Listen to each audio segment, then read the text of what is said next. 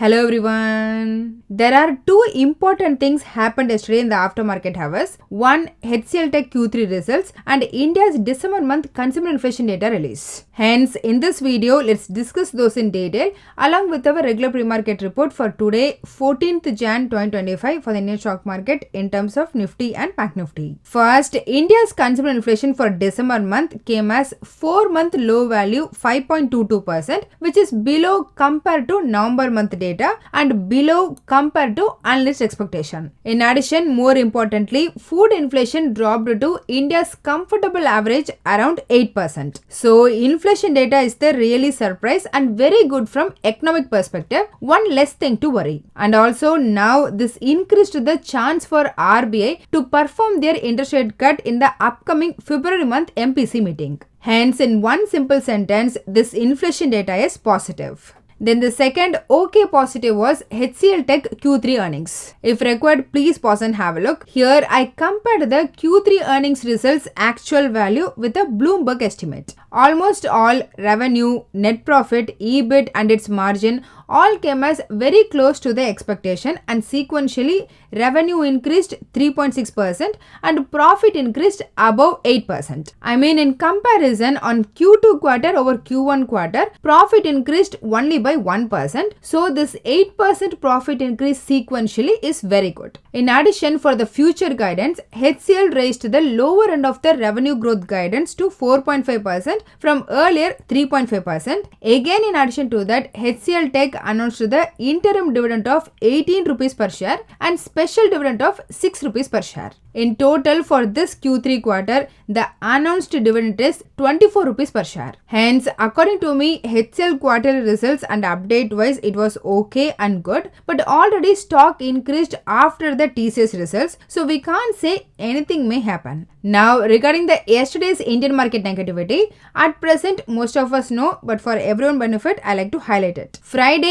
US jobs data was so good, which in turn yesterday during our market time spiked the 10-year bond yield to above 4.8%. So, rupees 1 year forward premium dropped significantly and thus the rupee value. As a result, our stock market had the huge selling pressure. So, sector-wise, all the 11 major sectors closed negative from 1.5% to all the up above 6%. Overall, 85% of the stocks closed negative. Only 12% of the listed stocks increased. Even my portfolio crashed 3%. Yesterday too, FI was the mega net sellers. They net sold the shares for 4,900 crore rupees. On the other hand, DI became the mega buyers. They net bought the shares for 8,600 crore rupees. I mean, I know I'm saying every day, but think for a second, if not DAI net bought for 8,000 crore rupees yesterday, what would have happened? I'm guessing Nifty might broke down below to 22,700. Honestly, I don't know who is going to surrender to whom. One more thing, please look at the Nifty contribution. The top two Nifty draggers were banks, which was expected, no surprise. Again, please look at the positive Nifty 50 stocks.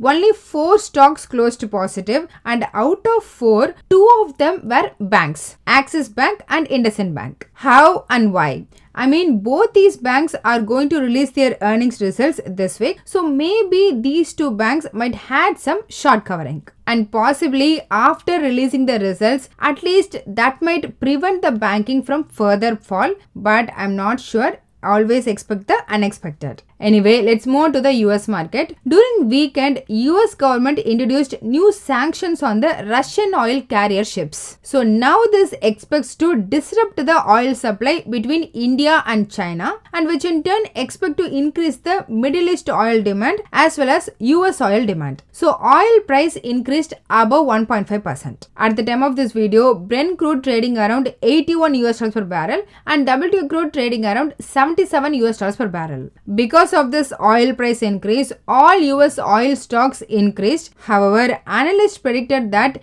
December month US consumer inflation to increase 2.9% from November month 2.7%, which in turn puts pressure on the tech stocks. So Dow Jones increased 0.89%, S&P funded up by 0.15%. However, because of tech stock weakness, Nasdaq decreased 0.39%. In case of VIX, it dropped 2%, 8% to near 19. About Indian ADR in US market, all 4 major companies closed negative, but yesterday in Indian market also all those 4 companies decreased similar percentage. Hence, arbitrage-wise, Infosys indicating the mild positive of around 0.2%, whereas Wipro and Reliance GDR indicating positive 0.5%. On the contrary, both banks, ICICI and HDFC Bank ADR, indicating roughly still more 0.5% negative arbitrage. However, one sure positive thing is, early morning today at 3 a.m., GIFT Nifty traded at 23,263, equating that with the spot market. For now, it's indicating the gap up opening of over 100 points. As a summary, US market closed mixed but with slight positive bias. However, IT ADR and GIFT Nifty indicating the positive opening. In addition, India's inflation and HCL Q3 earnings looks good and I consider that as positive. Will it sustain? Only time has to say. Participant open interest wise, no change in their stance.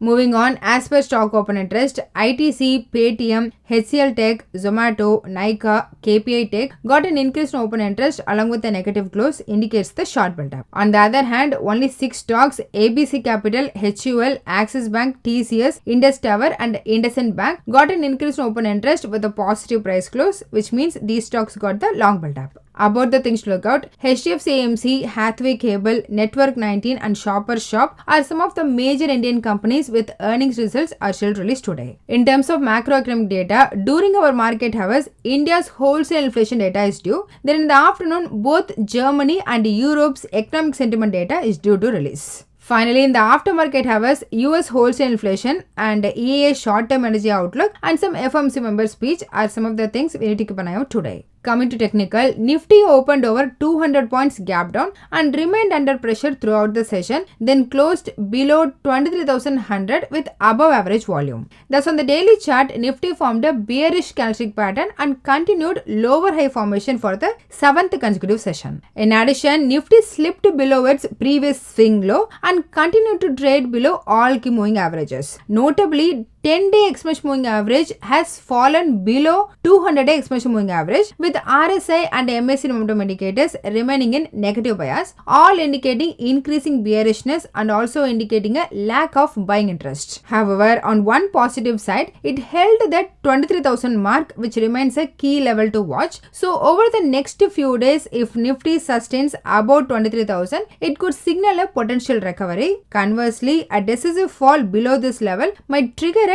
deeper correction. In case of Bank Nifty, similar to Nifty, it also opened around 500 points significant gap down and then closed at near 48,000. Thus, on the daily chart, Bank Nifty formed a bearish candlestick pattern with a long upper shadow and also traded well below all key moving averages, supporting the bearish sentiment. However, for the second day in a row, RSI momentum indicator is in the oversold territory, signaling a possible rebound. So, 48,500 zone is the critical level to watch. If it falls below 48,500, we could say weakness to extend and possibly towards 47,500 and then to 47,250 level. On the upside, immediate resistance is at 48,250 and subsequently at 48,500 zone. On the options front, the maximum call option open was at 24,000 strike, followed by 23,500 and 23,400 with maximum new call option rating at 23,300 strike and then 23,500 and 23,400.